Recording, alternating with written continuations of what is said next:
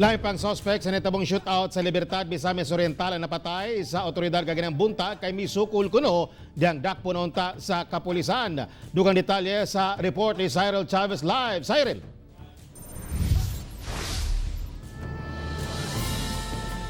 Yes, Tek, patay ang gikaingong leader sa maong armadong grupo human matud pa misukol sa otoridad pinaagi sa iyang gikuptan nga granada.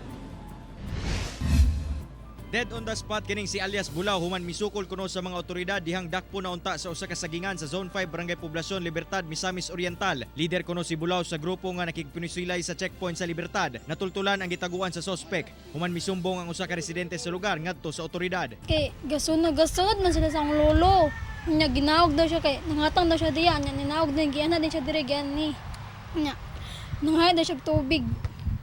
Nanghay pagod siya og t-shirt og kanan konchinilas na ako yang gilman.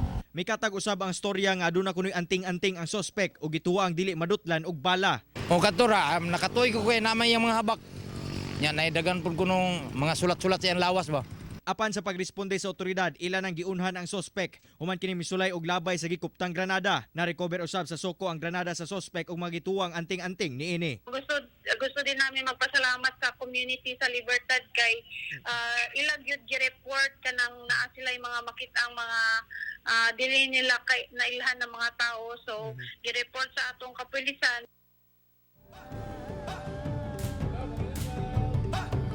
Tek, karong hapon namang Tek, namatay ang duha kalain pang mga suspetsado aning naasoy grupo human matud pa misukol sa otoridad pinaagi sa pagkuha sa punto 9mm pistol sa atuang police convoy. Base sa impormasyon dalhon unta sa MOPJ or Misamis Oriental Provincial Jail ang mga suspetsado. Apan pag-abot sa may lagindingan area kalit kini nangilog og pusil. Sa kasamtangan ubay-ubay ka mga tao ang anaa dinhi sa area sa purinarya kung asa gikahimutangan sa patayng lawas aning duha ka mga suspetsado. Padayon pa sab ang investigasyon sa lagindingan PNP kung unsa bagayod ang nahitabo sa maong insidente. Tek. Okay, daghang salamat, Cyril Chavez.